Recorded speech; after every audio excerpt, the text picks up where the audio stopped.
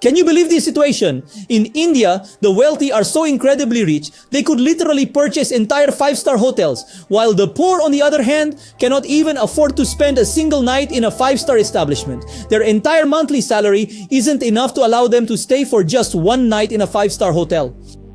The wealthy are becoming even wealthier. You've undoubtedly heard the common adage, the rich continue to get richer and the poor continue to get poorer. But the crucial question is, why is this significant gap widening? The fundamental reason lies in how affluent individuals manage their money quite differently from how less fortunate people manage theirs. This money management system, you see, it's making the rich even wealthier and the poor even poorer. In this video, we are going to understand exactly how affluent individuals manage their finances in such a way that they and their succeeding generations continue to accumulate wealth while a less fortunate person struggles to make any progress. You will also understand this clearly in this very video.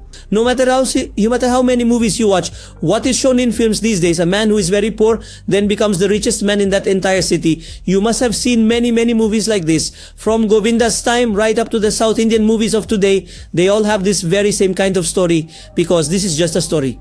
A poor man often harbors the great ambition that one day he will rule this entire city. You must have seen such dialogues in many movies. Well, Shah Rukh Khan has truly lived this very dialogue.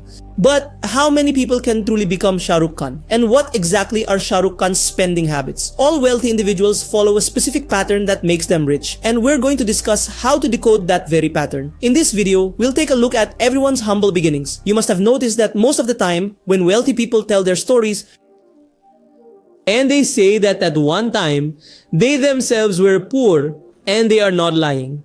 Go ahead and ask ChatGPT. Go ahead and ask Google. Most of the people who are rich today are self-made. One thing I also promote is go self-made. You become self-made. 40 to 50% of the people you see as rich are entrepreneurs. They are running their own businesses. Now, this entrepreneur and this entrepreneurial mindset, what exactly does this mindset teach us about managing money? Today, we are going to decode that for you. So what I'm going to tell you today regarding money management, well, influencers on the internet might be saying something else, perhaps even different from what I'm about to share. But based on my personal experience, I'll try my best to give you that insight. And I truly hope that this experience will prove to be very helpful to you. And by the end of this video, we'll uncover the specific patterns that are found within wealthy individuals, within their very mindset, and how these patterns are completely opposite in those who are not wealthy. So first and foremost, I'll be discussing money management. How exactly do you manage the money that you're earning? A significant portion of your financial future will depend on this. And now I want you to understand this particular point very carefully. First of all, let's consider a scenario where you earn 100 rupees. This is your 100% salary. Now, whether you're earning 100, 200 or 300 rupees is an example, meaning you could be earning a lakh, 10,000 or even a crore. These are just numbers for the sake of example. But for now, I'm going with one specific figure.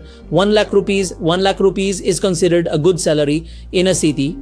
But even then, with just 1 lakh rupees in a city, you still can afford a luxurious lifestyle. However, I'm now going to tell you some truly practical rules that you might actually be able to follow. Please pay close attention and understand rule number 1 very carefully. If your salary is 1 lakh rupees or if it's even less than that, then in either of these two situations, you absolutely must set aside a minimum of 10% of your income specifically for investment.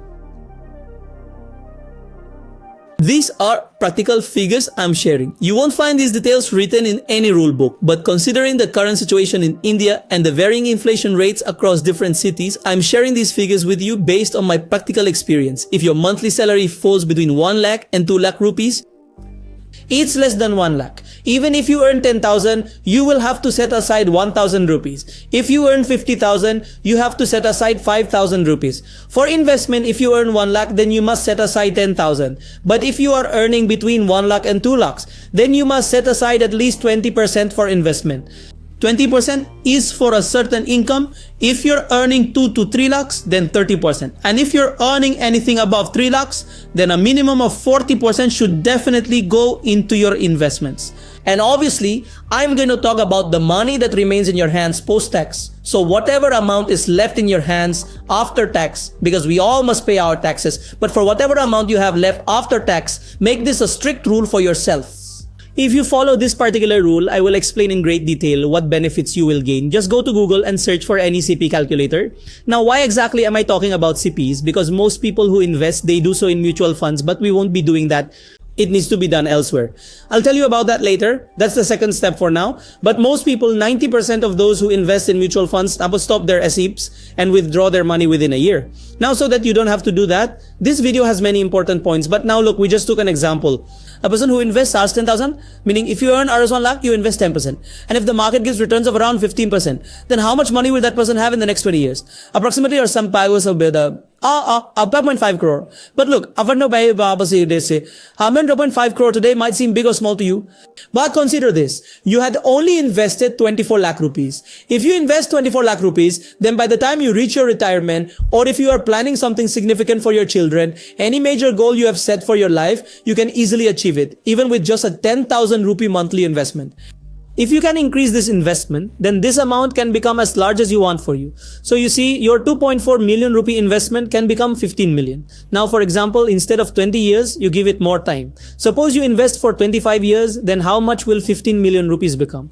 You might think it will be 20 million. No, it will be more than 30 million. And from your 3 million investment. So your money is almost multiplying by 10. What you invested, and that too slowly. I mean, you invested it all at once. So this is the benefit of monthly investment.